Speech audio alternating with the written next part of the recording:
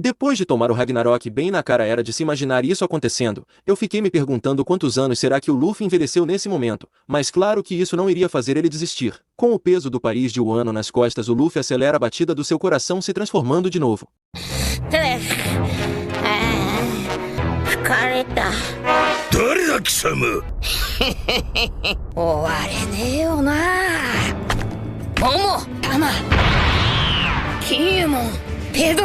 Oi, 死ぬぞ。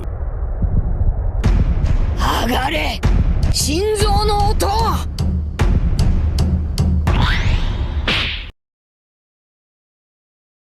Eu já vou avisando, se você tem problema de coração, nem assiste esse vídeo, porque esse é simplesmente o melhor episódio de One Piece do ano. E aí, meu parceiro, tranquileba? Luke na voz. E pega esse Luffyzão bolado aqui atrás. Tá até combinando com a caneca personalizada da minha loja, que por acaso o link pra comprar tá aqui na descrição. Mas hoje eu trouxe o recap do episódio 1100 de One Piece, que vai te deixar sem fôlego de tão incrível que ele tá. Então já deixa o like, se inscreve no canal pra gente ver logo esse episódio que tá insano. O episódio 1100 de One Piece já começa com o corno do Akainu dando porrada na mesa e perguntando o que os chapéus de palha estão fazendo em Egghead. Esse barbudão fala que, de acordo com os relatórios, eles estão do lado do Vegapunk. Aí o Akainu vê que as coisas começaram a ficar complicadas. Os marinheiros falam que a CP0 tentou entrar na ilha, mas o Shaka e o Pitágoras não quiseram deixar não. Então o Akainu saca que o Vegapunk já tava sabendo do objetivo da CP0, de trazer a cabeça dele pra casa. Então foi por isso que a CP0 teve que entrar na base da porrada. O Akainu fala que isso é quase uma declaração de guerra contra a tripulação do Yonko, e queria que os molecotes da Cypher Pool tivessem perguntado antes de agir. O loirinho fala que eles já perderam a comunicação com a CP0, então não sabem de mais nada. O Akainu diz que se os chapéus de palha estiver do lado do Vegapunk, eles vão perder muitos soldados nessa brincadeira aí. É, meu parceiro, ninguém mandou mexer com o velho. Mas a marinha também vai usar suas cartas secretas, e o Akainu manda o Kizaru pra resolver essa bagaça. Pra sorte dele, o Kizaru já tava indo pra ilha de Egghead pra completar outra missão. Então o Akainu fala pra mandarem o Luffy esperar até a marinha chegar com reforços. Não importa o que aconteça, ele não pode encostar um dedo sequer no Luffy. Lá na ilha de Egghead, tava todo mundo evacuando porque aquele lugar ia virar um campo de guerra. O Jinbe manda o Chopper levar a Bonnie porque ele vai carregar Atlas até o Frank. A menina tá toda arrebentada e alguém tem que cuidar disso, né? O Jinbe fala pro Luffy vir junto com eles, mas quando foi ver já era tarde demais. O moleque já tinha sumido de vista e tava pronto pra descer a porrada no Rob Lute, que tava exibindo todo o seu shape só pra fazer uma inveja no Luffy, que é magrelo desde o primeiro episódio. O Luffy manda eles irem na frente pra cuidar da Atlas, porque agora ele tem assuntos a resolver, e o Jinbe fala que isso não é nada bom. O Mugiwara manda um olha o que você fez com ela, mas o Rob Lute fala que tava cagando pra isso. Você acha mesmo que o maluco vai esperar a marinha chegar com reforços? Ele já tá doido pra se transformar em tigrinho. O Kaki e a Stussy falam pro Lute parar, porque ele tá arranjando problema pra cabeça, mas esse cara é muito rebelde, não quer nem saber. O Luffy fala que deixa o resto com o Jinbe e o Chopper. Pega um impulso tão forte que o chão até quebra. Ele dispara com um socão monstruoso no Rob Lute, que defende e compra a briga do Yonko. Todo mundo já faz uma cara de agora já era. O cara de pombo mete uns golpes de karatê pra cima do Luffy, mas ele desvia de tudo e mete uma bicuda dupla bem no poste do inimigo. Os dois ativam seu haki do armamento e começa uma trocação de socos insana. O pilantra do Lute ainda tá indo só na base da dedada de ferro. O Luffy tenta acertar no meio da fuça dele, mas ele desvia e dá uma palmada que manda o Luffy pra longe. Só que ele cai numa pose traumática pro Rob Lute. A mesma que ele fez em Enies Lobby quando ele usou a segunda marcha pra descer o cacete no agente. O Rob Lute pergunta o que é aquilo no pôster de procurado dele. Então o Luffy pergunta se ele tá curioso. E quem não tá, né? Então melhor que explicar, ele vai mostrar na prática. O Luffy começa a fazer um yoga lá pra controlar a respiração e começa a se concentrar. Então os tambores da libertação começam a tocar. Aparecem a Akuma no Mi do Luffy e ele se transformando no Deus Nika, o mesmo que desceu.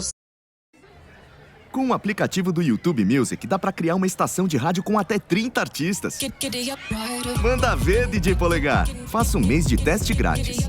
Sarrafo no Kaido. Sim, ele está de volta. Começou a tocar um samba muito louco e o Luffy começa a bater no peito pra chamar a responsa. Ninguém tava entendendo, não era nada. Então ele incorpora o Jack Frost e seu cabelo fica branco. Até que começa a soltar uma aura destrutivamente poderosa que começa a quebrar todo o terreno só por ele simplesmente existir. Um oponente normal já teria sido derrotado só nessa daí. Mas não se esqueça que ele tá lutando contra um psicopata. O Rob Lute abre um sorrisão porque agora o negócio vai pegar fogo. O Luffy começa a coringar enquanto fica mudando de forma. E isso é uma surpresa até mesmo pro Jinbe e pro Chopper, que nunca tinham visto de perto a nova forma do capitão. O terreno tá todo balançando e o Rob Lute fala que isso vai ser divertido. Mas ele pisca os olhos por um milésimo e olha o capeta que apareceu na frente dele. Mano, ele tomou uma porrada que fez ele sair voando tão longe que derrubou até um prédio do tamanho do Kaido. Depois dessa pequena demonstração de poder, o Luffy começa a cambalear como se tivesse acabado de tomar 10 litros de cachaça. Lá pelas câmeras, os Mugiwaras estavam vendo era tudo e perguntam o que diabos era aquilo. O Sop fala que o Luffy virou branquelo. Olha quem fala, né? A Nami falou que esse é o Luffy que chutou a bunda do Kaido. E o Shaka fica incrédulo com o guerreiro branco. Até o Vegapunk lá do outro lado sentiu o poder do maluco. Luffy começa a chamar o cara de pombo pra lutar e pergunta se ele já caiu só com um peteleco desse. Mas se de um lado nós temos um monstro, do outro a gente tem um maníaco frio e calculista que com certeza caga no banheiro da escola de porta aberta. O Rob Lute fala que o Luffy é abusado como sempre, e isso deixa ele com os nervos à flor da pele. E se achou que só o Luffy tinha uma nova forma surpresa? Sabe nada, inocente. O Rob Lute vira uma onça pintada Super Saiyajin que até o diabo treme se passar do lado. E olha a cara desse maluco, com uma sede de sangue sinistra, parecendo que cheirou 3 kg de tangue de maracujá. Os chapéus de palha ficam cagando de medo e se perguntam se ele sempre foi assim. O Kako tava desesperado falando pro Rob Lute parar porque eles ainda não têm permissão de agir. Mas esse cara tá tão adulterado que nem se a mãe dele ameaçar bater nele com chinela havaiana de 3 centímetros de grossura ele para. Então ele começa a rodear o Luffy na velocidade da luz e o Shaka fala que isso é muito raro, porque quase sempre que uma Zoan desperta ela rouba a personalidade do usuário. E o Luffy já tava ficando tonto de tanto que o tigrinho rodopiava. Só que o haki da observação dele tá em dia, né? E ele consegue desviar do ataque tranquilamente. Mas se pega nas vistas já era. O moleque ainda é debochado e manda o Lute pegar ele. Tá gastando energia aí, mas esquece que quando suas forças acabam ele fica parecendo uma múmia ressecada. Não consegue mexer um músculo sequer. O Chopper e o Jinbe, que não são bobo nem nada, já estavam metendo o pé de lá, falando que era pra ele pensar melhor antes de começar uma guerra. Mas foi eles que começaram, né? Ninguém mandou fazer aquilo com a Atlas. Eles saem se pendurando de prédio em prédio no estilo Miranha. A perseguição tava insana. O Vegapunk aparece no laboratório perguntando pro Shaka se o Guerreiro Branco apareceu. O Frank fica louco por conhecer o verdadeiro Vegapunk. E o Soap fala, ué, você não tava lá embaixo não faz nem 2 minutos? O velho pergunta o que aconteceu com o Luffy. E a Nami não sabe de nada, mas fala que esse é o poder do chiclete, tá sabendo legal, hein? Ela fala que ele tem a fruta Gomu Gomu no Mi, mas o Vegapunk fala que não existe essa fruta do diabo na antiga enciclopédia das Akuma no Mi. E é claro que todo mundo fica assustado, né? O Vegapunk fica encantado e fala que ele é lindo demais nessa forma. Esse velho tá querendo é pagar um iPhone pro Luffy. Ele fala que não via a hora de conhecê-lo. E o Sanji fala que se ele sabe de alguma coisa é pra jogar na roda. O cientista fala que essa forma dele se parece com uma entidade dos livros antigos, ou seja, se parece com Deus. Mas o Sanji fala que não pode ser. O Luffy é só um idiota. Mas era isso mesmo, um guerreiro da libertação que faz papel de bobo e faz as pessoas sorrirem. Também conhecido como Nika, o deus do sol. Meu parceiro, até eu arrepiei daqui. A Nami fala que nunca ouviu falar desse nome, mas é normal, já que ele foi apagado da história. Mas enquanto tiver pessoas que acreditam em Nika, sua existência nunca ia deixar de existir. O velho fala que todas as coisas são trazidas ao mundo porque são desejadas, e as Akuma no Mi são um exemplo perfeito disso. Então todos os poderes representam os diferentes futuros da humanidade. Então por ser contra a mãe natureza, eles são odiados pelo mar. E é por isso que os usuários de Akuma no Mi não conseguem nadar. Ele fala que os usuários avançados são aqueles que vivem em realidades diferentes da que alguém jamais sonhou na vida. E a porradaria tava rolando solta. Na teoria do Vegapunk, você nem precisa pensar se existe ou não um deus. E pergunta se esse mundo não é muito louco. Lá na cidade que tava sendo destruída pelos 2 filhotes de capeta, o Sentomaru aparece perguntando se eles sabiam onde eles estavam. E fala que aquilo não era um parque de diversões pro governo e pros piratas não. O Dendemushi dele toca, mas ele fala que tá de folga. Só que era o Vegapunk na voz, né? Então ele pergunta o que ele deve fazer. Fala que a Cypher Pole são seus aliados e os piratas são inimigos. E pergunta se deve lutar ao lado da CP0. Mas o velho fala que nem a pau, já que ele é o principal alvo da CP0. O Sentomaru pergunta que cagada ele fez pra isso acontecer. Mas não tem tempo de explicar, né? E ele pede pro Guri afastar a CP0. Mas o Sentomaru fala que isso vai fazer dele um traidor. E essa é a primeira vez que o Jinbe Serafim e o Jinbe Real se encontram cara a cara. O Vegapunk fala que ele tinha razão e precisava perguntar a opinião do Sentomaru antes, né? E ele começa a fazer uma pressão psicológica falando que ele deve um favor ao velho por ter salvado ele da pobreza no passado. E ele não queria, mas a chantagem do cabeçudo funcionou. E o Sentomaru se juntou ao time dos traidores. O Kaka e a Stussy ficam em choque, já que o gordinho tem 3 serafins. Então isso vai ser muito difícil. O Kako manda o S-Beer acabar com os serafins. Mas não adianta nada, meu filho, porque o Sentomaru tem o controle de todos os serafins e simplesmente manda ele parar. A Stussy fala que não adianta, porque eles têm uma mão pior. Mas o Sentomaru não quer nem saber e grita truco na orelha da CP0, mandando o S-Beer acabar com a raça de todos os agentes. Então o ursão começou a carregar um laser, que fez todo mundo sair correndo, mas não adiantou nada. Os agentes saíram voando com a explosão. Só o Kako e a Stussy conseguiram escapar. Mas não adiantava muita coisa, né? Já que o chip da autoridade do Sentomaru era maior do que os agentes da Cypher Pole. Então ele pode controlar os serafins à vontade. Só os Goroseis e o Vegapunk conseguem ter um chip de autoridade maior que o Sentomaru pra controlar esses robozinhos do governo. Mas como não tem nenhum Gorosei ali, não tem nada que eles possam fazer. O Kako tem a brilhante ideia de pedir pros 5 anciões mandar os serafins pararem. Mas não dá pra fazer isso só com o telefone no Viva Voz e muita força de vontade. Eles tinham que estar cara a cara com o serafim. O Kako fala que vai ser uma perda muito grande e cara pro governo se eles destruírem o serafim. E xinga o Rob Lute por não ter pensado nas consequências antes de agir. E esse tempo todo o Lute tava correndo atrás do Luffy Gear 5 igual um maníaco. Mas não conseguiu encostar um dedo no menino, que saía quicando por aí, coringando sem parar. O Luffy começa a preparar um ataque e o Rob Lute tinha certeza que conseguia desviar de boa com toda aquela velocidade. Mas foi pego de surpresa com o golpe do Luffy no chão, que fez tudo se mexer e dar uma porrada na boca do estômago da oncinha pintada. Depois dessa ele ficou até sem ar. O Sentomaru fala que vai ajudar os Mugiwaras, então manda esse Snake guiar o Luffy até o foguete do Vegapunk. Enquanto isso, manda o S-Hawk e o S-Shark segurar esse P0. O Jinbe fala que não consegue acreditar no que ele tá vendo, porque todos os serafins de pele marrom são cópia dos 7 piratas que tinham um cargo de Shichibukai. Os serafins partem pra cima dos agentes e eles percebem que estão completamente ferrados. Os figurantes enchem o S-Beer de bala, mas o maluco era prova de bola de canhão. O que eles achavam que aqueles brinquedos de furar moletom podiam fazer? O Luffy desvia de um golpe do Rob Lute e se enrola numa árvore e pega um impulso pra socar a cara do gatinho. Mas ele desvia de novo na maior cara de pau e o guri dá de cara na árvore. Mas nessa forma ele pode fazer literalmente o que ele quiser, né? Então ele usa a árvore como se fosse um estilingue humano e mete uma cabeçada na boca do estômago do Lute, que sai voando quilômetros e faz a cara de dor mais satisfatória que eu já vi na minha vida. E é claro que o Luffy racha o bico com isso. Então ele encontra o Sentomaru e começa a zoar o machado dele, falando que faz muito tempo que eles não se veem. Mas o Sentomaru fala pra ele não vir de gracinha pra cima dele não, porque eles são inimigos. E pergunta se o Luffy vai ajudar a tirar o tio Punk da ilha. E ele todo sorridente fala que é claro que sim. O Sentomaru fala que não sabe se pode confiar nele ou não. E não acredita que ele conseguiu virar um Yonko. Ele fala que esse novo estilo do Luffy é mó nada a ver. Mas enquanto eles estavam de papo furado, a fera saiu da toca. O Rob Lute aparece igual um raio e perfura o coração do Sentomaru só na base da dedada. Esse maluco já tomou porrada, pontapé, cabeçada, mas não cai de jeito nenhum. Ele fala que era só eliminar o comandante, porque agora os Serafins podem voltar a obedecer a Cypher Pool. E o episódio acaba. E mano, que episódio cabuloso. Faz tempo que eu não vejo uma luta insana igual essa. A hora que o Luffy brotou na frente do Rob Lute com aquele socão esmagador, eu quase caí da cadeira de tanta emoção. Mas comenta aí qual foi sua parte favorita dessa luta. Aproveita que você tá arrepiado com esse episódio incrível e já deixa seu like maroto no vídeo que vai me ajudar a trazer os recaps do próximo episódio assim que lançar. Se inscreve no canal também pra gente bater 1 milhão de inscritos até o final do ano. Faltam só mais 993.600, eu acredito. Muito obrigado por ter assistido até o final. Eu vou ficando por aqui. Valeu e falou.